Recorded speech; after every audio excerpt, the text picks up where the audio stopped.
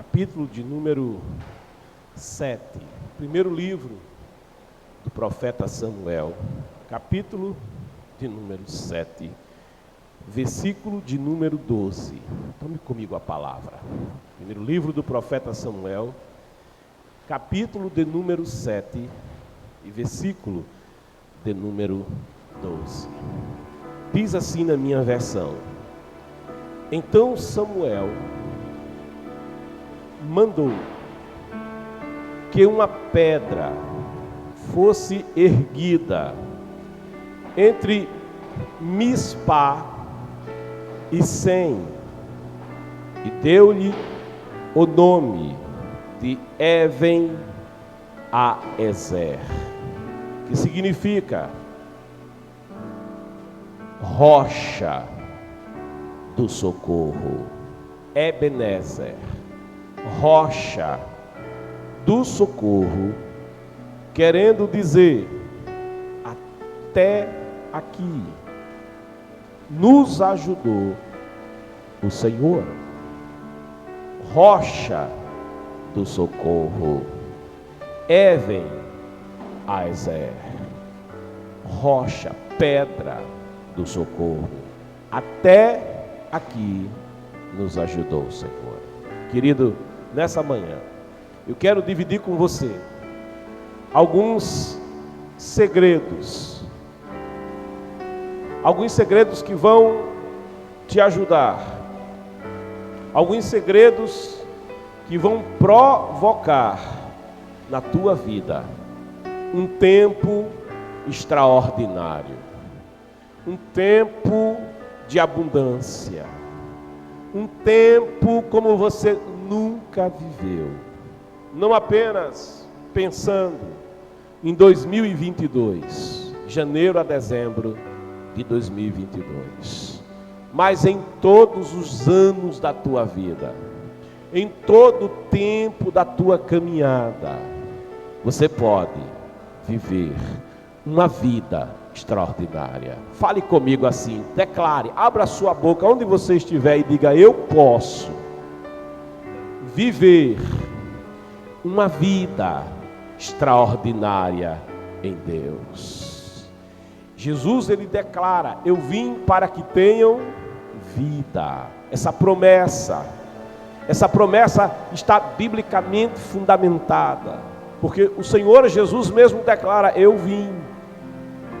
vim para que tenham vida e a tenham em abundância. Tenham uma vida em plenitude, tenham uma vida plena. Não é uma vidinha com Deus, mas é uma vida plena da graça, uma vida plena da glória, uma vida plena do poder de Deus na tua história, do poder de Deus no teu viver. Jesus dividiu a história antes de Jesus, depois de Jesus. Jesus também é o divisor da minha vida. Jesus é o divisor na tua vida, antes de Jesus, depois de Jesus. Antes de Jesus, como já foi cantado, eu era pobre, perdido, sem Deus, sem Jesus, mas Ele estendeu a mão para mim, eu segurei na sua mão. Agora a minha vida é outra, agora a minha vida é diferente. Eu quero dividir com você os segredos para você ter uma vida extraordinária com Deus. Tome comigo a palavra. Se você tem uma Bíblia e tem o prazer e a possibilidade de acompanhar comigo a ministração, de olho no texto, vai ser uma bênção para você, amém? Mas eu começo a leitura a partir desse capítulo 7, vamos percorrer um pouco a porções do capítulo 7, de onde estaremos extraindo segredos para você ter uma vida extraordinária com Deus. A partir do versículo 1, nos diz assim a palavra: então, versículo 1 Samuel capítulo 7, então os homens de Quiriate-Jearim, ou seja, Quiriate significa cidade de Jearim, vieram para levar a arca do Senhor. E eles a conduziram para a casa de Abinadab na colina e consagraram seu filho Eleazar para guardar a arca do Senhor.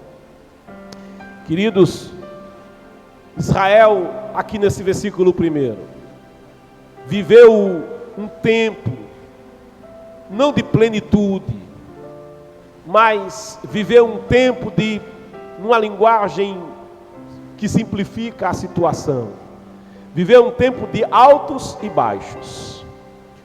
Ora, eles estavam debaixo de opressão.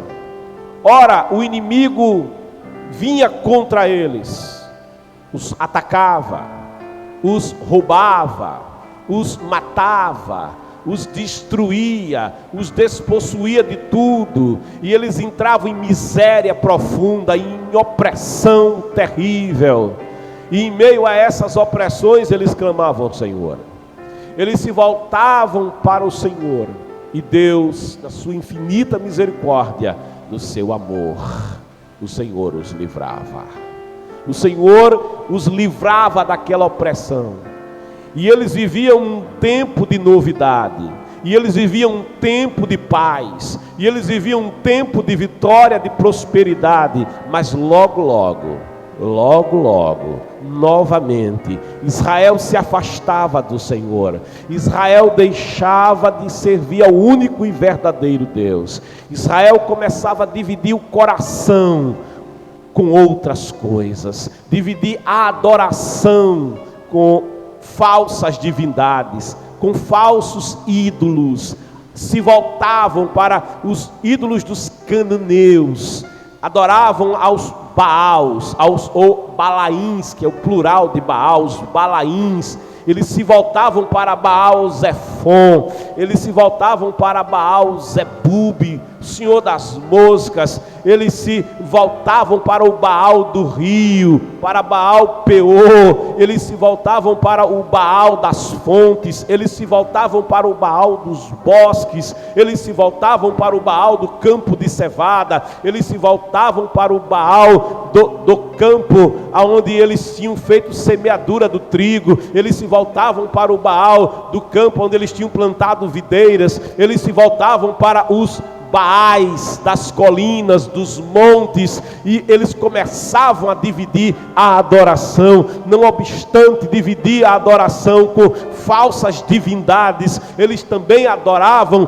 uma divindade Astarte ou Astarote, que é a Vênus dos gregos, uma divindade, uma falsa divindade que promovia a promiscuidade sexual. Eles se prostituíam no culto a Astarote e a Astarte. Eles se envolviam com a prostituição cultural, eles se envolviam com a embriaguez, eles se drogavam, eles perdiam o senso. E em meio a essa promiscuidade, o pecado começava a graçar naquela nação, a injustiça começava a acontecer naquela nação, a opressão do órfão, a opressão da viúva, o assassínio, o crime, a impunidade, a corrupção ia tomando conta de toda aquela nação. Os casamentos, os lares já não tinham paz, as cidades já não tinham paz, porque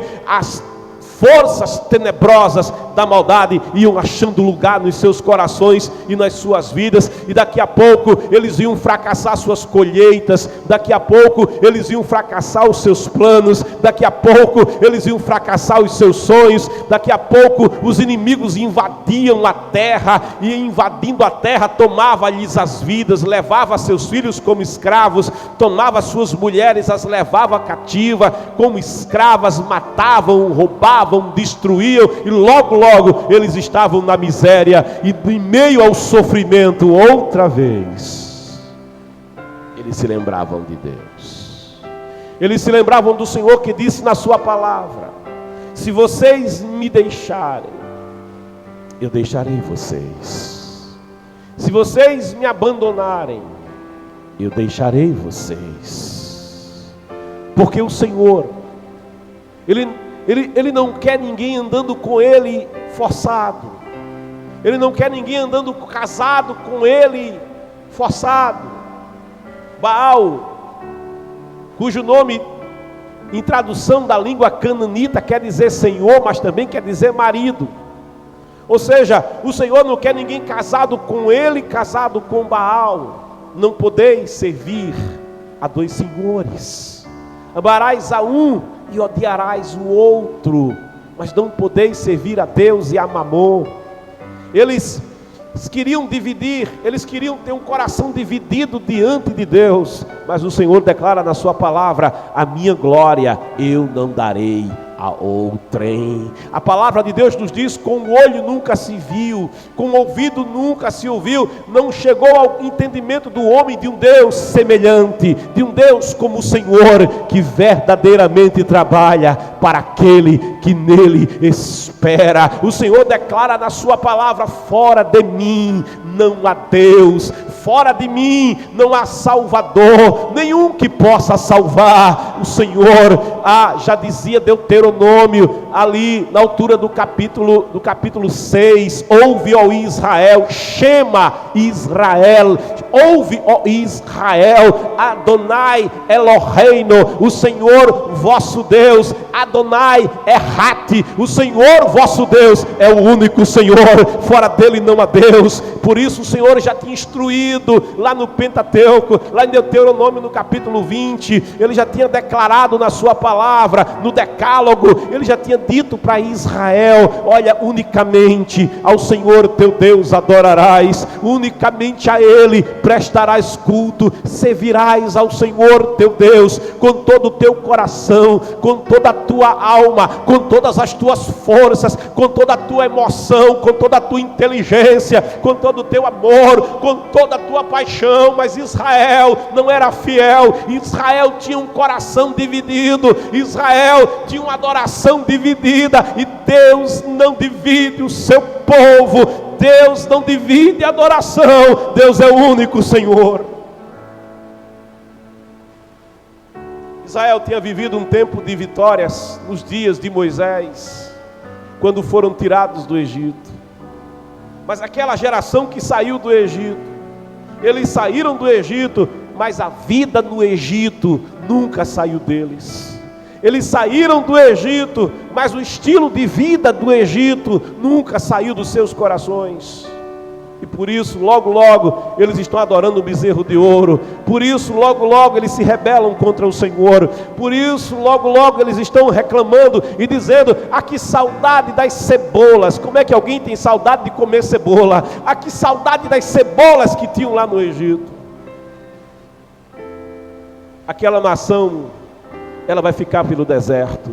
Ela vai andar com Deus no deserto, enquanto Deus prepara uma nova geração para viver um novo tempo na sua presença. Eles disseram, aquela geração que saiu do Egito, ela chegou a dizer o seguinte: os nossos filhos vão ser tomados como escravos, as nossas mulheres vão serem tomadas e levadas cativas pelos nossos inimigos que estão além do Jordão, pelos gigantes que estão lá do outro lado, pelos gigantes que nos esperam mais adiante.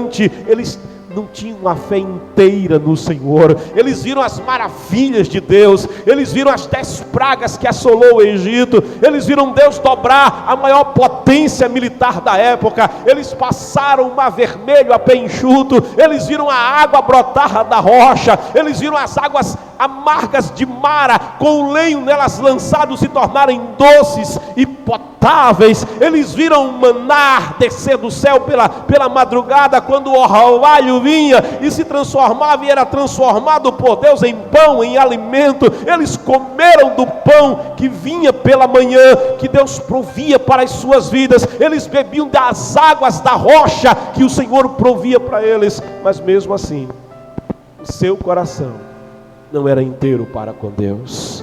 O seu coração não era completo para com o Senhor. Mas os seus filhos que nasceram no deserto, os seus filhos que caminhavam no deserto, eles estavam sendo preparados para viver uma época de plenitude na presença do Senhor. E daquela geração, apenas Josué e Calebe vão fazer a travessia do Jordão. E quando Josué e Calebe e a geração que nasceu no deserto atravessam o Jordão, o Senhor vai com eles, o Senhor os abençoa e o Senhor lhes dá vitória. E durante os dias de Josué, eles viveram um tempo de vitórias, um tempo de batalhas, mas um tempo de vitórias, um tempo de plenitude, um tempo de bênção de Deus. Até que Josué foi ficando velhinho. E quando Josué ficou velhinho, ele se reuniu em uma grande assembleia. E antes que o Senhor o recolhesse, ele disse: olha, vocês precisam decidir como geração, como nação, como família, como pessoas, a quem vocês querem servir, a quem vocês querem servir, a quem vocês querem pertencer. Escolham a quem vocês querem servir. Moisés, nos seus dias, tinha feito a mesma proposta à nação de Israel. Ele disse: eu coloco diante de vocês a vida e a morte. E ele diz: olha, escolha a vida, escolha a vida, o Senhor é a vida. Escolhei a quem vocês querem servir. E Josué disse: eu já fiz a minha escolha, eu já tomei a minha decisão. E aqui está o primeiro segredo para você viver uma vida extraordinária. Aqui está o primeiro segredo para você viver um tempo de novidade. Aqui está o primeiro segredo para você viver uma vida exultante de plenitude. Ele disse: eu Josué, publicamente ele declarou: eu e a minha casa, eu e a minha família, eu e os meus filhos, eu e a minha esposa, eu e a minha casa já decidimos, nós somos do Senhor, nós somos do Senhor, nós pertencemos ao Senhor, porque só o Senhor é Deus, só o Senhor é Deus, e só a Ele serviremos, só a Ele adoraremos, só a Ele louvaremos, só a Ele cultuaremos. Não dividiremos o nosso coração com outras coisas, não, mas nós serviremos unicamente ao Senhor, o nosso Deus. Mas depois de Josué vieram os juízes, e os juízes, durante o período dos juízes, Israel cocheou entre dois pensamentos. Israel viveu de coração dividido.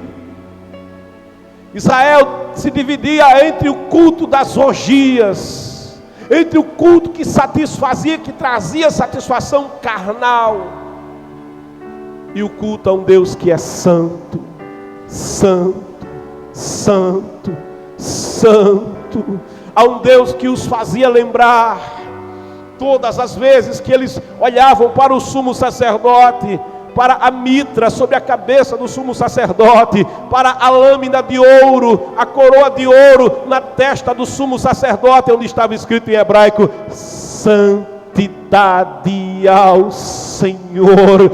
Deus é santo, Deus é separado, Deus não se contamina com o pecado. Mas eles tinham dificuldade de adorar um Deus invisível. Eles tinham dificuldades de adorar um Deus santo. E Deus que não quer ninguém com Ele a pulso. Deus que não quer ninguém com Ele obrigado. Deus não quer. Oh, aleluia. Oh, aleluia. Ele declara na sua palavra: me buscareis e me achareis. Me buscareis e me encontrareis. Aquele que busca, encontra o Senhor. Me buscareis e me encontrareis quando? Tem uma condição: quando me buscardes com inteireza de coração, com todo o coração, não com o coração dividido, mas com o coração pleno, com o coração inteiro.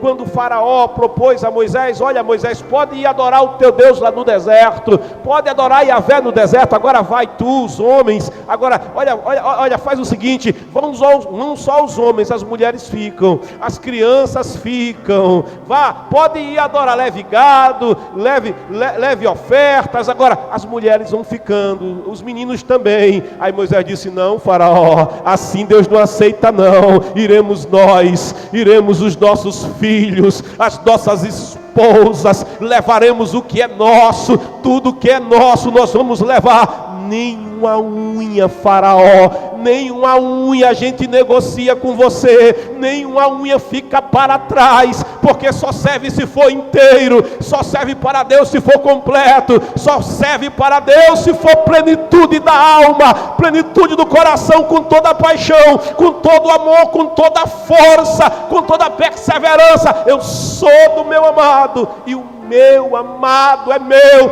eu sou dele, e ele é meu. Tudo que é meu é dele, tudo que é dele também é meu.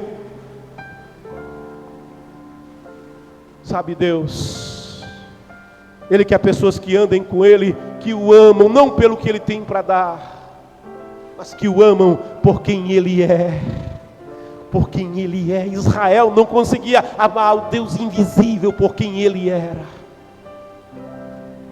E por isso que Israel vive esses altos e baixos, mais baixos do que altos. Mais tempo de aflição, de dificuldade, de desespero, de miséria, de opressão, do que tempo de plenitude na presença do Senhor. Israel precisava ser inteiro na presença do Senhor. Esse é o primeiro segredo para a vida de plenitude. Guarda esse segredo. Ser totalmente do Senhor. Entrega o teu caminho ao Senhor, entrega a tua vida ao Senhor. Aquele que tiver a vida por preciosa perderá a sua vida, mas aquele que não tiver a vida por preciosa salvará a sua vida. Veja a palavra comigo agora. Eles tinham relegado o Senhor. A arca já não estava no tabernáculo. Aonde estava o tabernáculo havia apenas destruição pela guerra. Os filisteus, na guerra em que tinham tomado a arca, naquela guerra em que eles tinham perdido a arca para os filisteus, aquele território ficou arrasado. O sumo sacerdote Eli caiu da cadeira. O sumo sacerdote Eli, que honrava mais os filhos do que a Deus, que no amor equivocado, na verdade era um amor permissivo, um amor condescendente, que concordava com o erro,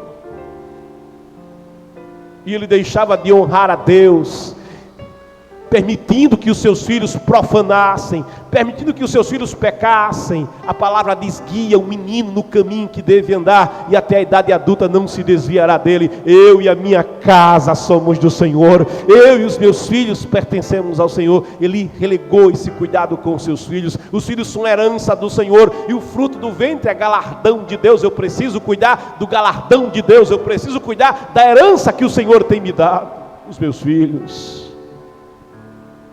Aquela nação já não tinha arca, mas Deus, ele não dá a sua glória para ninguém. Quando os filisteus tomaram a arca e levaram ela e colocaram diante de Dagon, e disseram: vencemos Israel. Mais que isso, vencemos Yahvé, o Deus poderoso que derrotou o Egito, o Deus poderoso que derrotou os amorreus. Nós o vencemos. E colocaram na arca como oferenda a Dagon. Mas no dia seguinte Dagon estava com a cara no chão, porque somente o Senhor é Deus, somente o Senhor é Deus, acima do propiciatório, acima do trono de Deus ninguém. Ele é o Altíssimo, ele é o Todo-Poderoso. Dagon estava com a cara no chão, Dagon estava prostrado, sabe? O problema não era Dagon, Dagon era apenas um ídolo, com metade era peixe, era feito de pedra, não podia falar, não podia andar. O problema não está no ídolo em si, mas o problema está em quem está por trás do ídolo. Quem está por trás dos ídolos são os demônios, são eles que querem roubar a adoração do coração humano, o coração do homem, da mulher que tem sede de Deus, sede de comunhão com Deus, mas sem conhecer a verdade do Evangelho, se volta para adorar ídolos, se volta para adorar falsas divindades, e os demônios incentivam o culto à idolatria,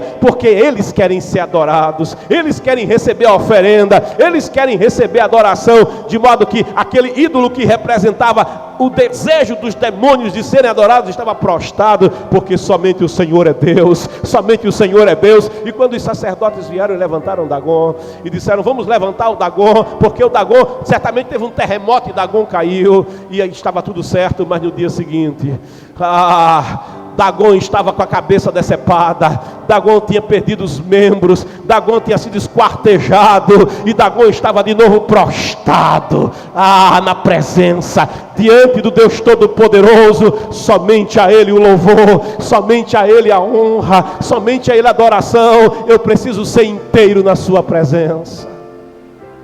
Mas quando a arca voltou, já não tinha sacerdócio, e por isso, veja comigo a palavra, quando Israel vivia esse tempo de derrota e de miséria, quando se abriu a boca a nora do sumo sacerdote dizendo: e acabou, foi-se a glória, e acabou, foi-se o tempo de plenitude, e acabou, saímos diante do Senhor, estamos sem a bênção do Senhor.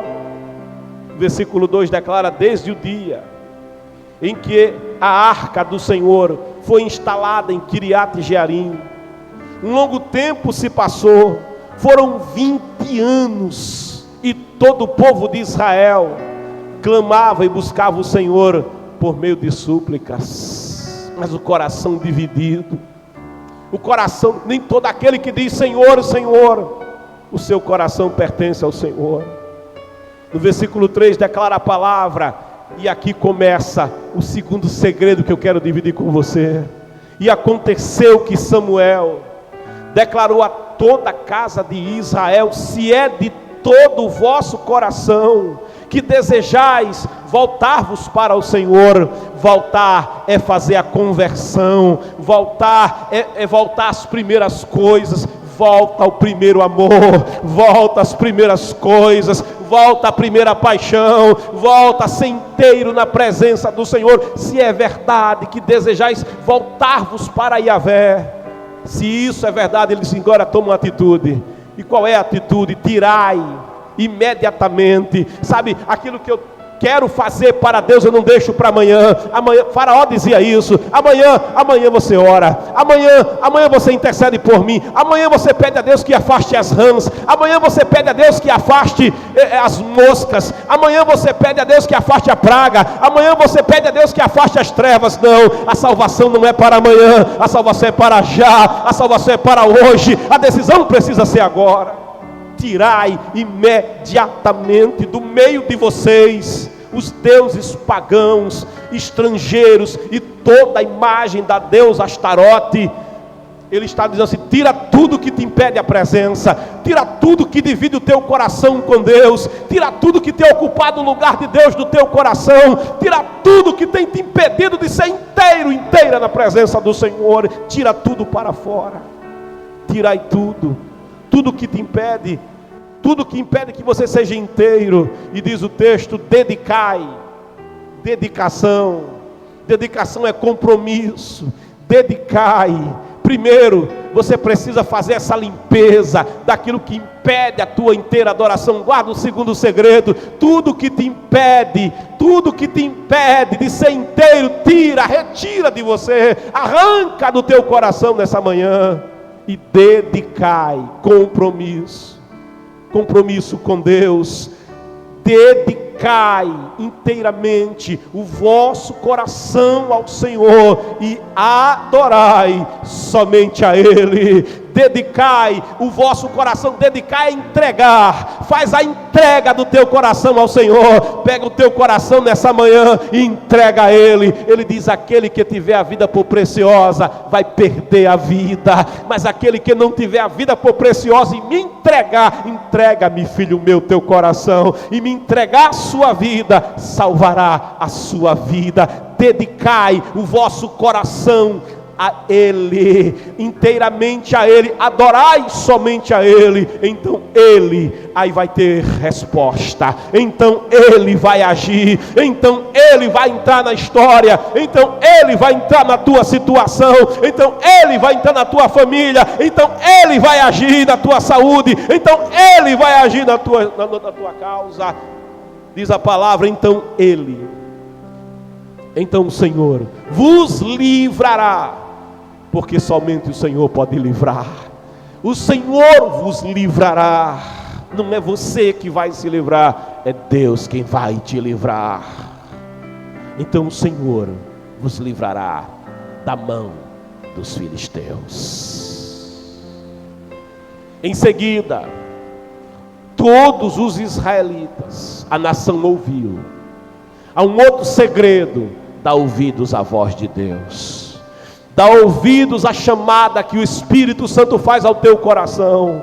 Em seguida, todos os israelitas jogaram fora, eles agiram conforme aquilo que eles tinham feito propósito diante do Senhor, com o compromisso que eles tinham agido diante do Senhor. Então todos os israelitas jogaram fora as suas várias imagens de Baal, de Astarote e outros deuses. Eles limparam todo o lixo espiritual, todo o lixo que estava na alma, tudo que estava entulhado no seu coração, todo entulho e pedregulho que foi depositado da sua alma. Eles fizeram uma limpeza, eles tiraram a cinza velha que estava sobre o altar, oh aleluia, para viver um tempo de novidade. Eles fizeram uma limpeza, jogaram fora tudo e passaram a reverenciar, diz o texto no versículo 4, exclusivamente a Deus, o Senhor. Oh glória! Mas eu quero dividir mais segredos com você nessa manhã, a partir do versículo 5. Acompanhe a palavra. E Samuel prosseguiu proclamando. E aqui tem um outro segredo para dividir com você. Reuni, pois, todo Israel em Mispá. Reuni, pois, todo Israel em Mispá. Sabe por que essa convocação para Mispá? Porque Mispá, Betel, Gilgal eram lugares onde o povo de Deus se reunia. Eram os lugares onde o povo de Deus se reunia em assembleia ao Senhor, em adoração ao Senhor. Era o lugar de congregar, era o lugar de outra vez estar na presença do Senhor. Não adoração individual isolada, mas adoração coletiva, adoração de todos. Cada um individualmente fez a sua limpeza, cada um individualmente tomou a sua decisão de ser inteiro, de pertencer ao Senhor, de colocar o coração na presença do Senhor. Mas agora é a nação que está padecendo, é a nação que está sofrendo, é a família que está padecendo. Era necessário voltar a congregar, é necessário voltar a reunir. Onde houverem dois, olha a promessa, onde houverem três reunidos, reunião é coisa de Deus. Reunião é invenção do céu. A trindade são três, aleluia. Deus já começou em reunião. Deus nunca esteve só, oh glória, reunido com o Pai, reunido com o Filho, reunido com o Espírito Santo, em um só coração, em um só propósito, em um só pensamento. Reunião é coisa celestial na presença do Senhor.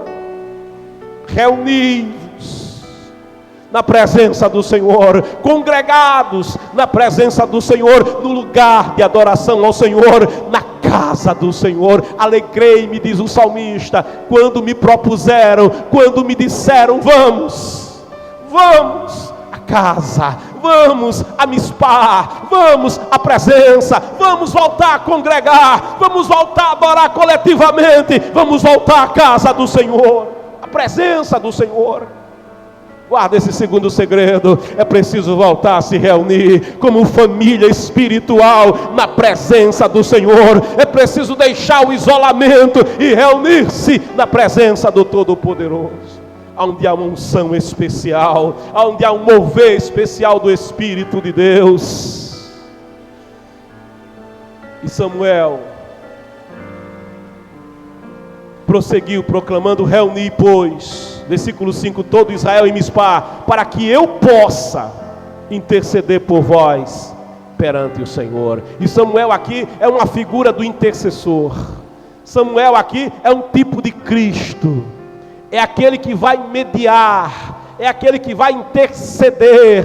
Nós temos junto ao Pai um advogado não humano, um advogado não falível, um advogado perfeito. Nós temos junto ao Pai um advogado que ele tanto conhece o que é ser homem, quanto ele sabe o que é ser Deus, porque ele é Deus. Um advogado Nós temos junto ao Pai um sumo sacerdote não humano, mas divino. Não um sumo sacerdote que não possa se compadecer de nós, que não sabe o que é ser como nós somos. Ele sabe exatamente o que é ser homem, porque ele foi plenamente homem. Nós temos junto ao Pai um mediador. Diz a carta de Paulo a Timóteo, capítulo 2, versículo 5: há um só Deus, escuta, ó Israel, há um só Deus a quem adorar e servir. Há só mediador, um só mediador entre Deus e o homem, e o nome dele é Jesus Cristo. Ele é o mediador, ele é o advogado fiel. Nenhum outro nome, diz a palavra em Atos 4, há dado entre os homens pelo qual devamos ser salvos, senão no nome de Jesus. Aquele que disse: onde houverem 2 ou 3 reunidos, congregados no meu nome, eu estarei no meio. Aquele que diz: clama a mim e eu vou te responder. Você clama ao Pai no nome de Jesus Cristo: Pai, eu estou te pedindo, me socorre em nome de Jesus. Aí Jesus entra em cena e diz: Pai, ele me constituiu advogado, ele pediu socorro na presença, ele se congregou na presença, ele entregou-me o seu coração, e ele está pedindo: Pai, em meu nome, em nome de Jesus, Pai, socorre ele, Pai, cura ele, Pai, estende a mão e liberta ele, liberta ela, em nome de Jesus. O mediador fiel. Reuniram-se, diz o versículo 6, em Mispar, tiraram água, derramaram diante do Senhor. Sabe, água é preciosa. É com a água que eles alimentavam o rebanho, é com a água que eles alimentavam as suas ovelhas, é com a água que eles conseguiam ter a frutificação da terra, que o trigo florescia, que o trigo crescia. É com a água que as videiras produziam uvas. A água é sentido da vida, a água é sentido da prosperidade. A água é preciosa naquela região desértica. Água ali vale mais do que petróleo. E o que eles fizeram com essa água que é tão preciosa? Eles derramam. Alguém vai dizer: que desperdício. Alguém vai dizer: está desperdiçando algo tão precioso. Mas eles estão dizendo assim: eu amo mais ao Senhor do que as bênçãos do Senhor.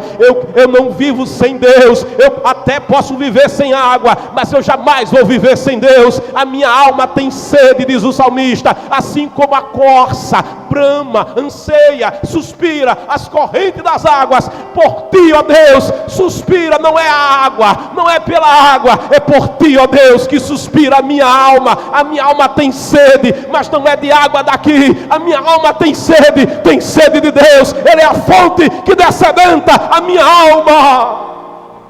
Ele é a fonte que me dá a vida. Eles derramam a água, eles também derramam a alma. Eles derramam como Ana, a mãe de Samuel. Eles derramam o coração diante do Deus Todo-Poderoso. Oh glória! Eles se derramam, eles se entregam nessa adoração que é profunda, nessa adoração que envolve a alma, nessa adoração que envolve a mente, nessa adoração que envolve o coração, nessa adoração que envolve as emoções, essa adoração que é inteira na presença do Senhor. Eles se derramam diante do Senhor. E diz a palavra, eles jejuam naquele dia, eles voltam ao jejum. Guarda o outro segredo: olha, além de se congregar, faz a entrega total, derrama a tua alma e olha, jejua. Quando você jejua, você está dizendo assim: eu tenho mais fome de Deus do que fome de bênçãos, eu tenho mais fome de Deus do que fome das coisas terrenas, eu tenho mais fome de Deus do que de coisas materiais. Eles estão jejuando, sacrificando ao Senhor. Sabe, o ofertante vai na frente da oferta. Eles estão oferecendo o seu corpo, como diz Romanos 12: rogo-vos, pois, irmãos, que apresenteis os vossos corpos como sacrifício vivo, como sacrifício santo, sacrifício agradável a Deus. Isso é o vosso culto espiritual. Na minha tradução também diz que é o nosso culto racional. É espiritual e é racional, é inteiro e é completo. E eles estão jejuando e ali eles confessam. A palavra de Deus nos diz em 1 João 1,9: se confessarmos os nossos erros, os nossos pecados, e eles confessaram, Deus é fiel e justo para nos perdoar os pecados e nos purificar de toda injustiça. O outro segredo é que você precisa remover a mancha do pecado.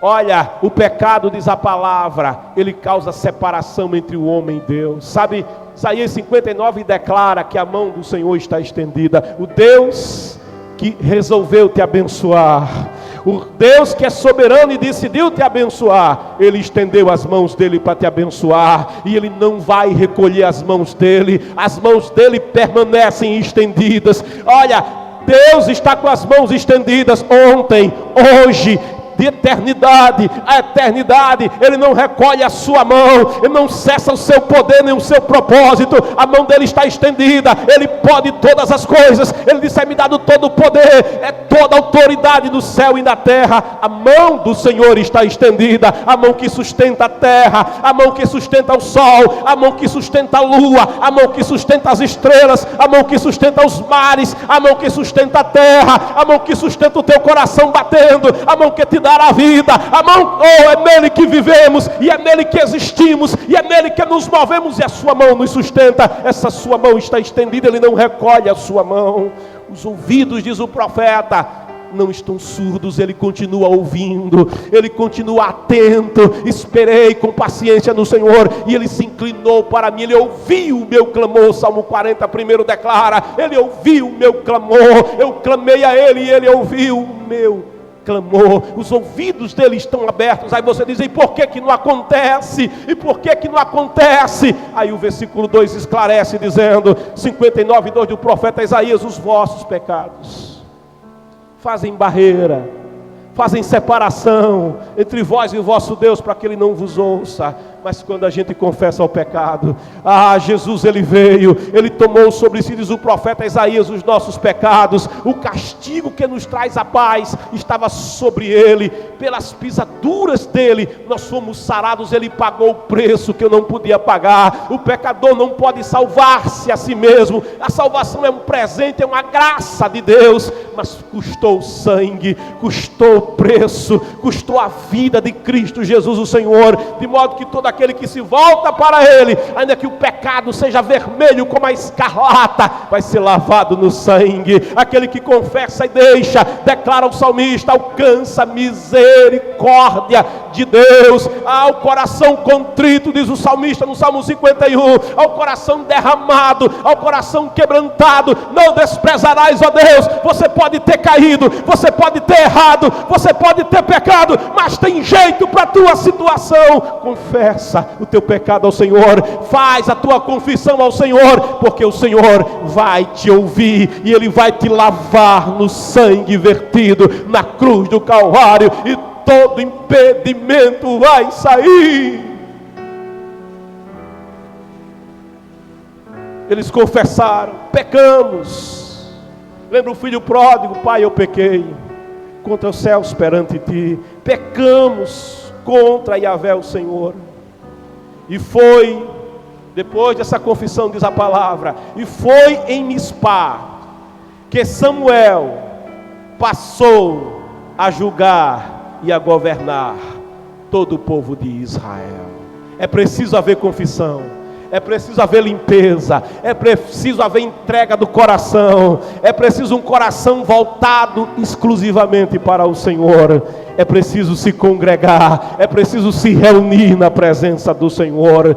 E diz a palavra em Mispá, aqui um outro segredo para você: Samuel, que representava o próprio Deus, passou a julgar e a governar o povo de Israel. Você não pode, querido, viver a vida aqui sem ter alguém que cuide de você no sentido espiritual. É por isso que o Senhor estabeleceu pastores para a igreja, aqueles que têm diante de Deus a responsabilidade de orientar, de anunciar a palavra, de te aconselhar. Alguém quer viver a vida do seu próprio jeito, alguém quer viver a vida dizendo: eu não tenho contas a prestar a homem, eu não presto contas a homem. Essa palavra, não presto contas a homem, é uma palavra equivocada. Você presta contas a Deus, e o homem de Deus, Deus constituiu para te orientar, para te guiar no caminho, para ser um servo que cuide da tua vida, que cuide da tua família, que cuide da tua alma. Ele diz na sua palavra em Hebreus: obedecei os vossos pastores,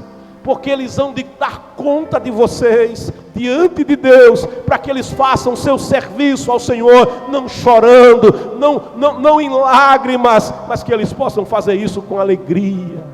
Oh, coisa boa é uma igreja que obedece, coisa boa é uma família que obedece. A obediência, ela provoca o milagre, a obediência, ela muda as circunstâncias. Adquira esse outro segredo: obediência, obedecer ao Senhor. O Senhor Jesus declara: aquele que me ama, ele faz a minha vontade, ele obedece, e aí eu e o Pai iremos até ele, e nele, nela faremos morada, e nele, nela faremos habitação.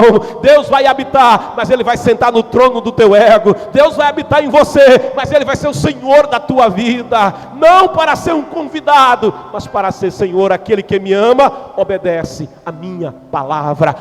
O Senhor declara: se vocês estiverem em mim, e as minhas palavras em vocês, vocês podem pedir o que vocês quiserem. Se você estiver nele, se você for inteiro nele, e a palavra dele estiver em você, como é que eu sei que a palavra está em mim, pregador? Escondi, diz o salmista, a palavra do meu coração, para eu não pecar contra ti. A palavra me faz obedecer, a palavra me desvia do caminho mau, a palavra me guia pela vereda direita, a palavra é inerrante, a palavra é infalível, a palavra alimenta, a palavra gera fé, a palavra muda o meu conceito, a palavra muda o meu caráter, ela muda quem eu sou. Se estiverdes em mim e as minhas palavras em vós, aí pedireis o que quiserdes e vos será feito, sem dificuldade nenhuma. Israel estava agora decidindo obedecer. Samuel passou a governar Israel em nome do Senhor. Versículo 7, olha o que acontece, e se prepare para isso. O primeiro inimigo a ser vencido é o eu. O primeiro inimigo, guarda esse segredo, a ser vencido é o próprio ego. Esse é o primeiro inimigo. Até o versículo 6, interessante que 6 é número do homem. Até o versículo 6, a batalha é contra o ego, a batalha é contra o eu, a batalha é contra a carne milita contra o Espírito, e o Espírito luta contra a carne, eles se opõem um ao outro, porque a carne é uma natureza caída. O coração do homem, ele é volúvel, ele é enganoso. A Bíblia diz: quem o conhecerá? Mas o Senhor conhece o coração do homem. Mas quando o homem se volta para Deus, ele declara ali no profeta Ezequiel, lá no capítulo 36, eu vou arrancar o coração rebelde, o coração duro, o coração de carne, e eu colocarei um coração novo, glória, um coração obediente, um coração cheio de amor, um coração nascido do alto, um coração vindo da parte de Deus. Ele transplanta o coração do homem. Eles vencem o próprio eu, eles vencem o inimigo interior. Agora chegou a hora de lutar contra o inimigo exterior, o inimigo das nossas almas, aquele que veio para matar, roubar e destruir. Por isso no versículo 7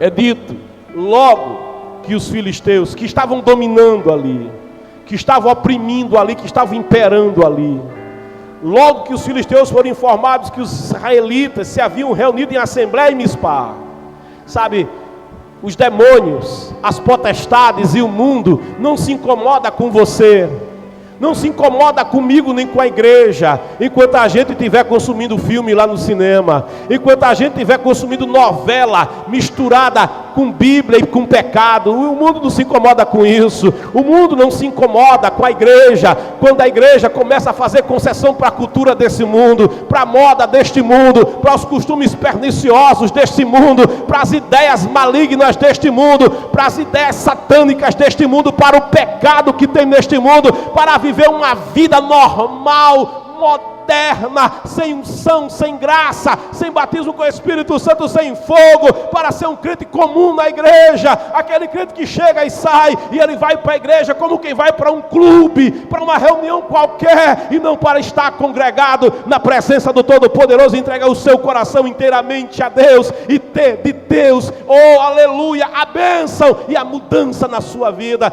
Quando a igreja é uma igreja normal, secularizada, o mundo não se incomoda com a igreja.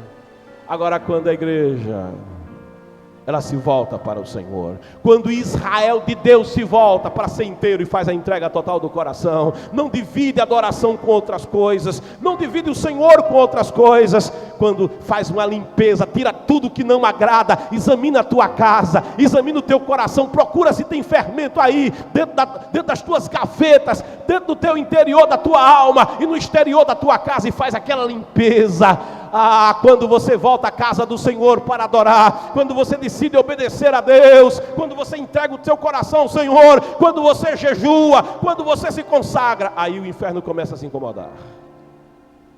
Aí até a justiça se incomoda, aí até a política se incomoda, aí todo o inferno se incomoda, todas as forças demoníacas se incomodam com você. Oh glória!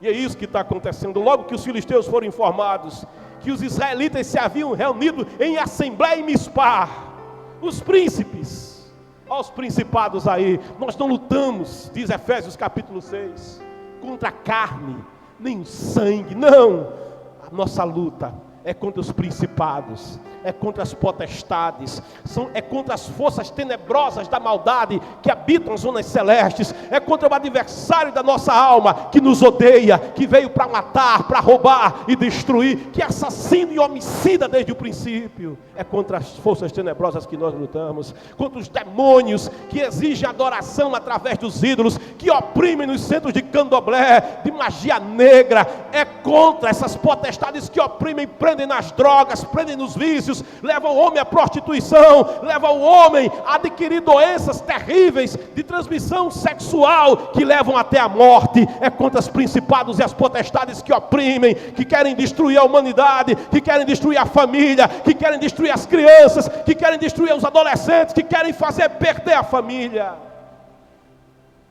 Quando esses adversários tomam conhecimento do que está acontecendo, eles voltaram a jejuar, foi. Eles voltaram a congregar, foi. Eles voltaram a adorar a Deus em espírito e em verdade, foi. Aí as trevas começam a se incomodar com a igreja. Aí as trevas começam a se incomodar com Israel de Deus. E diz a palavra, os príncipes, líderes do povo filisteu, os filisteus da Bíblia são símbolos, são tipo dos demônios. Subiram, veja, eles subiram porque eles são de baixo. O inferno é de baixo, as trevas são de baixo, o abismo é de baixo, eles não podem descer, eles têm que subir quando se trata de atacar a igreja. Eles vêm subindo contra a igreja, porque a igreja é de cima, aquele que está em aliança com Deus, está em aliança com o Altíssimo, e ninguém é mais exaltado, e ninguém é mais elevado do que o Altíssimo, e você nunca está tão elevado quando você está em comunhão com Todo-Poderoso. É por isso que eles têm que subir. Eles subiram com o objetivo de atacar Israel. Sabendo disso, diz a palavra, quando Israel toma conhecimento que tem guerra, quando Israel toma conhecimento que depois de vencer e lutar contra o inimigo interno, eles vão ter que enfrentar o inimigo externo. Os filhos de Israel, diz a palavra, sentiram grande medo dos soldados filisteus. Sabe por que eles sentiram medo? Porque nas batalhas que eles tiveram anteriormente, eles eram vencidos. Nas batalhas que eles tiveram anteriormente, até a arca foi tomada. Nas batalhas que eles lutaram anteriormente, facilmente eles eram vencidos e milhares morriam. E havia grande destruição na terra. Eles têm medo. O medo é natural. Mas olha, eu sempre digo que o medo que não nos paralisa, ele é bom para nós. O medo que não nos paralisa, o medo que não nos deixa depressivo, escondido em uma caverna, esse medo não é ruim, esse medo é bom. O medo que me faz agir, o medo que me faz interagir com Todo-Poderoso. E o que é que eles fazem? O texto no versículo 8 diz, eles correram. Com medo eles correram, mas eles não correram para fugir dos filisteus, eles correram para a presença do Senhor, eles correram para se abrigar no Altíssimo. Aquele que habita no esconderijo do Altíssimo, a sombra do Onipotente descansará. Direi do Senhor, Ele é o meu Deus, Ele é o meu refúgio, Ele é a minha fortaleza, nele eu esperarei. Eu não corro para isolamento social, eu corro para os braços do meu Deus. Eu corro para a presença do meu Deus.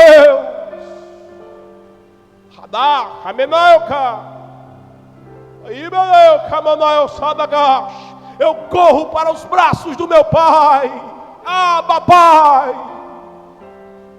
Ele não me deu espírito de escravidão, Ele me deu espírito de temor, espírito de liberdade e espírito de ousadia. Eles correram para Samuel, e o nome Samuel quer dizer Shema-el. Deus ouve, Deus te ouve, ó Israel. Clama, Israel, ao Senhor, pois do Senhor vem misericórdia, vem resposta nessa manhã. Clama a mim, Israel de Deus, e eu te responderei, diz o Senhor nessa manhã. O outro segredo, na crise, corre, mas não para longe da crise, corre para o Senhor, corre para a presença do Senhor, te agarra com o Senhor, como Jacó se agarrou com o Senhor, lá no baú de Jaboque. Eles correm e rogaram. Aí você tem que correr e você precisa rogar. Rogar quer dizer orar, rogar quer dizer clamar. A oração foi cantado aqui, é o segredo da vitória. A oração é pedir, quem pede recebe. A oração é buscar, quem busca encontra. A oração é bater, quem bate a porta se abre. Bate, busca e pede, bate e busca nessa manhã diante do Todo-Poderoso, no meio da guerra, no meio da crise, no meio da dor, no meio da doença, no meio do desemprego, no meio da batalha, no meio da depressão, clama ao Senhor nessa manhã. Correram, rogaram, e eles dizem: não cesses de invocar o nome do Senhor, porque a oração, querido, que começa e acaba não é oração. A oração que agrada a Deus é o dever de orar como ensinou Jesus e jamais esmorecer. É a viúva insistente: a minha causa, juiz, a minha causa, Senhor me socorre, não descanseis, diz o profeta Isaías, e nem deixes o Senhor descansar, até que Ele faça de Jerusalém diadema real na terra. Ó Jerusalém, nos teus muros eu coloquei guardas, eu coloquei vigias que não vão descansar, que é de dia e de noite. Ó vós que fareis do Senhor lembrado, a sua palavra, as suas bênçãos, Deus não se esquece, mas Ele quer que você se lembre daquilo que Ele tem te prometido. Fala com Ele na oração. Ora Brasil, ora igreja, e você vai ter um ano extraordinário, você vai ter uma vida extraordinária. Eles invocam, não cesse de invocar o nosso Deus, para que Ele nos salve. Só Ele pode salvar, para que Ele nos salve das mãos dos filisteus. Uns confiam em carros, e aí está o erro. Outros em cavaleiros. Confia naquele que pode salvar, confia naquele que pode libertar, confia naquele que é dele o querer e o efetuar, que nem um só dos seus pensamentos pode ser impedidos. Ele é o Senhor Todo-Poderoso. Então Samuel tomou um cordeiro, um cordeirinho, fala de Jesus. Olha Jesus de novo na história. Na crise Jesus chega, tomou um cordeirinho ainda não desmamado, e o ofereceu inteiro como holocausto ao Senhor, pelo povo, no lugar do povo, pelo povo. Jesus, Ele veio e tomou o nosso lugar, lá na cruz do Calvário, e abriu, diz a palavra em Hebreus, um novo e vivo caminho para Deus, que vai além do véu. Ele oferece um sacrifício inteiro pelo povo, e diz o texto: oh glória, Ele foi abandonado na cruz, Cristo, para você não ser abandonado. Ele se fez pequeno para que você pudesse ser engrandecido. Ele deu a sua vida na morte para que você pudesse viver. Oh glória, oh glória, oh glória. Ele é a nossa vitória. Enquanto Samuel estava queimando completamente o sacrifício que oferecia a Deus, aí os filisteus, sabe, é quando você está no auge da sua espiritualidade, é quando você está cheio da presença de Deus. Aí o adversário diz: eu vou acabar com a festa. É quando o homem estava muito bem lá no jardim, que o adversário disse: eu vou lá para acabar com a alegria dele. Aí o inimigo se levanta, aí o inimigo se arregimenta. Quando Samuel estava nessa adoração tão profunda com o povo, diz o texto, os filisteus atacaram Israel. Os filisteus vieram querendo sangue, querendo matar, roubar e destruir como das outras vezes. Mas diz a Bíblia: mas naquele dia, dá um glória, porque tem um mais aqui, ó.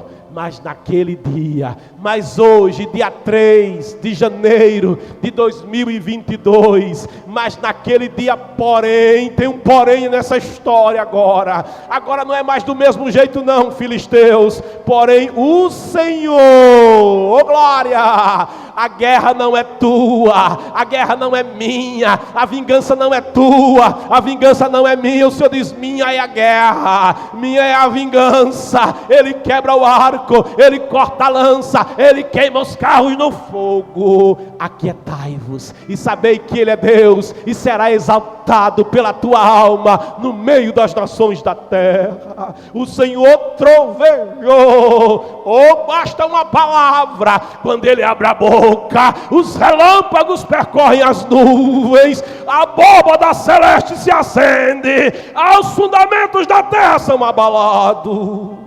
O Senhor trovejou com fortíssimo estrondo contra o exército filisteu. Quando os filisteus avançaram, como de costume, pilotão a pilotão, vamos subir, vamos destruir, a gente vai vencê-los como das outras vezes, mas agora é diferente.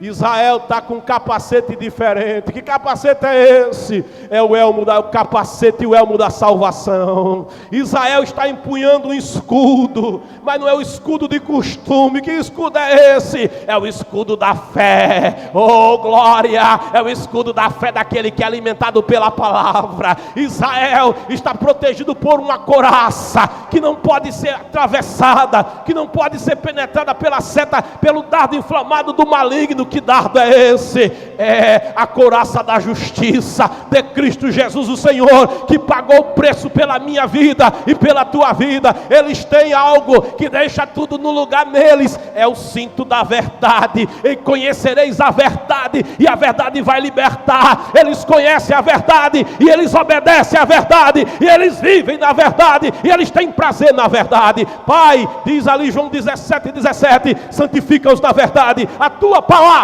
é a verdade. Leia a Bíblia em 2022 para ter o cinto da verdade em você. Oh glória! Eles estão empunhando a espada, mas essa espada é diferente. Ela tem duas lâminas que penetram a divisão de alma e espírito, de juntas e medulas. É a lâmina da antiga aliança e a lâmina da nova aliança. É o Antigo e Novo Testamento. Ama a Bíblia, lê a Bíblia, examina a Bíblia, vai ser aluno da escola dominical, conhece a palavra de Deus. Eles estão preparados com a palavra da verdade. E os seus pés não estão calçados em qualquer calçado. Lâmpada para os meus pés é a tua palavra, e luz para o meu caminho. Eles estão calçando sapato de fogo, mas não é de fogo de avivamento de fim de culto. É a palavra, é a palavra, é a palavra, é a lenha que queima, que arde. Oh glória! Eles vêm com a armadura de Deus, e à frente deles cavalga aquele que sai para vencer. Cavalga aquele que, quando abre a boca, uma aguda espada sai da sua boca, e na sua coxa está escrito: Rei dos reis, Rei dos reis, Rei dos reis, Rei dos reis, Senhor dos senhores. Aleluia! Quando os filisteus olham, quando os demônios olham, quando o Baal Zebub olha, quando o Baal Peor olha, quando aquele que oprime olha, quando aquele que tranca a rua olha, ele ficou trancado. Oh aleluia! E os demônios disseram: não dá para enfrentar desse jeito, não dá para guerrear contra eles desse jeito, não dá. bateram em retirada. O texto já diz: Deus bradou, colocou todos os soldados em pânico, os demônios ficaram em pânico e foram derrotados por Israel. Oh glória! Não vá à batalha sem orar, não vá à batalha sem Deus, não vá à batalha sem Jesus, não vá à batalha sem ser inteiro dele, pertencendo a ele, não vá à batalha sem santificar, não vá à batalha sem consagrar, não vá, oh glória, não vá à batalha sem a palavra, não vá à batalha sem Deus. Mas as batalhas de Deus com Deus.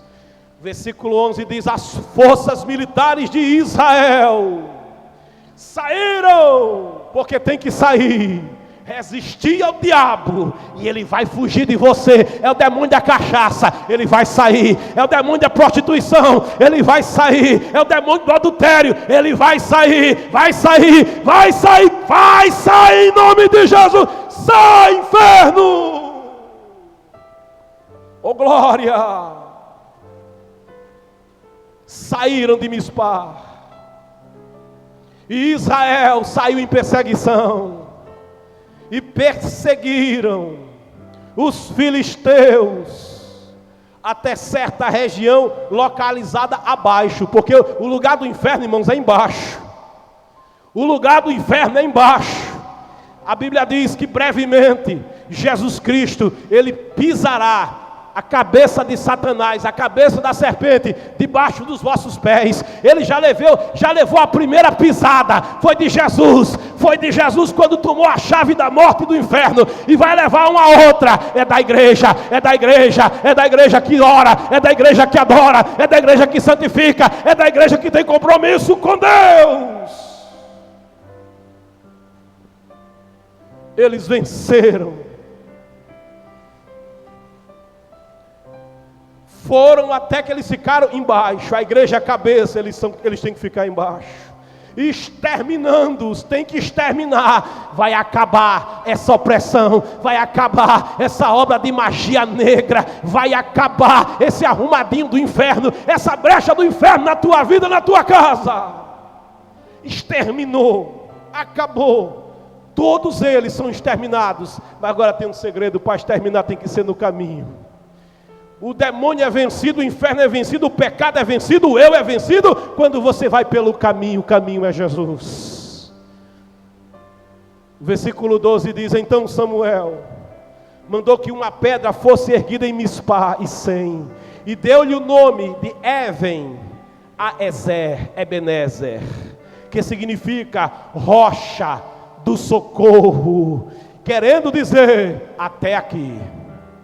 Se você permanecer, ser fiel até a morte, e eu te darei a coroa da vida. Israel agora tem uma rocha, uma pedra de esquina, a rocha da salvação. Aquela pedra, vai passar janeiro, ela vai estar lá, vai passar fevereiro, ela vai estar lá, ela é um marco. Vai vir março, a pedra está lá, vai chegar junho, o inverno, a pedra está lá, vai chegar a primavera e a pedra está lá, vai chegar dezembro que vem e a pedra está lá. Ela é o socorro de Deus. Ela está dizendo: olha, Baal-peor não pode te salvar, nem te socorrer. Astarote não pode fazer nada por você. Escuta, padroeiro, padroeira não pode te salvar. Ídolo não pode te salvar. Religião não pode te salvar. Recurso da terra não pode te salvar. Ninguém pode te socorrer. Agora o Senhor é socorro. O Senhor é socorro. O Senhor é socorro. Ele é a rocha do socorro. Ele é a rocha da minha salvação, diz o salmista. A rocha está dizendo: só o Senhor é Deus, só no Senhor tem socorro. Ser fiel, permanece no propósito. A rocha está lá, dizendo: permanece, permanece, tem compromisso, e você vai ter uma vida extraordinária. Aí a palavra diz: desse modo, os filisteus foram derrotados. Está vendo como é que você vai ter uma vida extraordinária? É desse modo, como diz os crentes aqui em Rio Largo, é desse jeito. É desse jeito.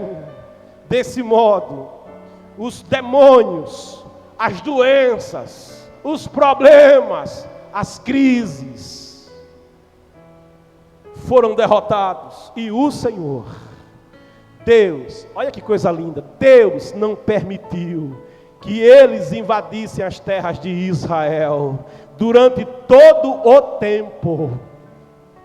tempo de Samuel. Eles foram fiéis. E todo tempo, Deus é quem não permitia. O guarda de Israel, se o Senhor não edificar a casa, em vão trabalha quem constrói. Se Deus não guardar a cidade, em vão vigia a sentinela. É Deus quem guarda. Ele é o guarda de Israel. Ele não cochila, ele não dormita. Quando a Filistia dizia, vou atacar, aí o Senhor estava lá esperando por eles. E não dá não, Deus ainda está lá. Eles permanecem no propósito. Eles ainda estão na rocha, a rocha que pode socorrer. Aí do outro ano, no outro mês, os filisteus diziam, vamos lá, agora é 2023, eles já esqueceram a palavra, vamos lá. Aí quando chegava lá, eles estavam na rocha, eles permaneciam fiéis. Aí os demônios olhavam e diziam, não dá não, também não dá não, o Senhor está lá, o Senhor está lá, Ele está na casa, Ele está no barco, Ele está na vida, Ele está na família, Ele está no trabalho, Ele está na saúde, Ele está nas finanças, Ele está em você, Ele está em você, todos os dias, todos os dias, todos os dias, todos os anos. Se você for fiel a Ele, se você permanecer com o compromisso que assumiu com Ele, desse modo, foram derrotados. E Deus não permitiu que eles invadissem as terras de Israel durante todo o tempo em que Samuel viveu, em que houve vida espiritual neles. As cidades, olha o que é você viver plenitude agora. As cidades que os filisteus tinham conquistado foram devolvidas ao povo de Israel. Recebe aí, vai ter restituição na tua vida. Aquilo que foi migrado, aquilo que foi devorado, aquilo que foi destruído, aquilo que foi levado, aquilo que foi roubado, vai ser restituído. Recebe restituição da parte de Deus nessa manhã. As cidades inteiras foram devolvidas ao povo de Israel, desde Ecrom até Gate. Ecrom, onde estava a adoração à falsa divindade Dagom. Gate, a cidade de Golias. Mas não tem nem Ecrom, não tem Dagom, não tem Gate, não tem Golias. Tem o Senhor, Ele é Deus, Ele é Deus, Ele é Deus, Ele é Deus, só o Senhor é Deus. Israel, agora é Israel. É o que Deus fez, não deixou que eles voltassem. E o que é que o povo fez?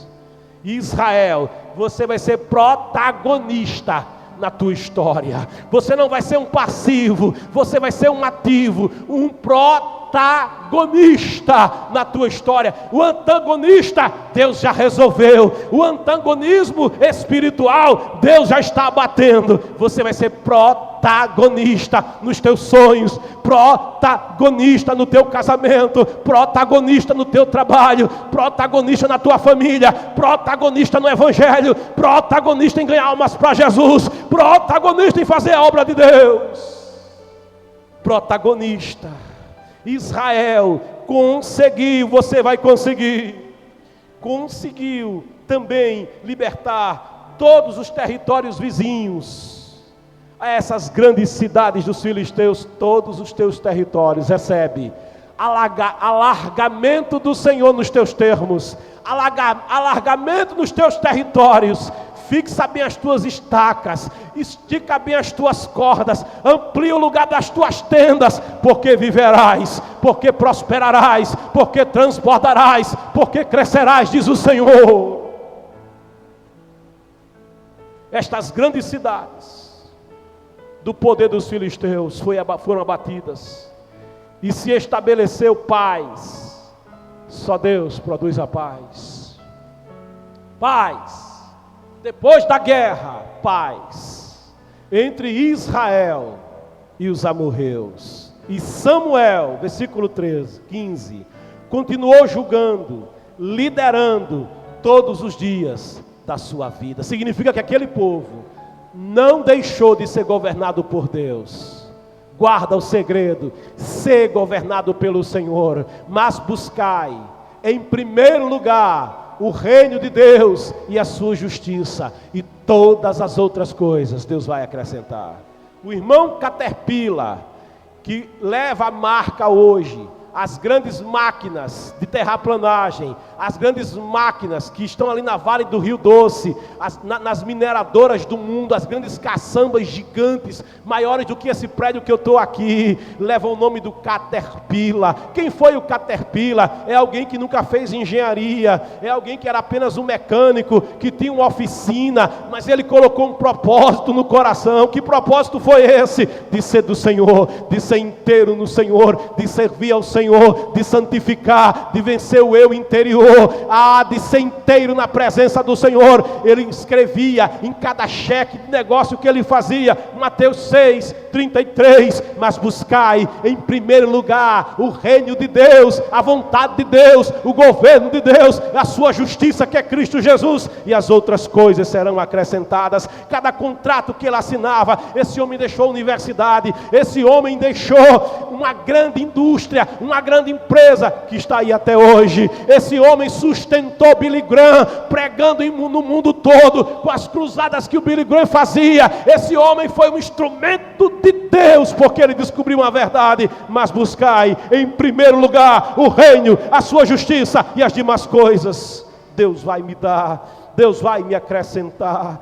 Samuel julgou cada ano, diz a palavra, todos os anos, porque a bênção não é só para 2022, é para cada ano da tua vida. Cada ano ele visitava Betel, Gilgal e Mispá, ou seja, o povo continuava se congregando, decidindo sobre as importantes questões de Israel em todos esses lugares. Isso é tomar decisão segundo a direção de Deus por toda a vida. Mas sempre, diz o texto, retornava a Ramá, onde estava a sua residência. Ali na sua residência ele governava sua cidade e toda a nação de Israel como juiz e líder.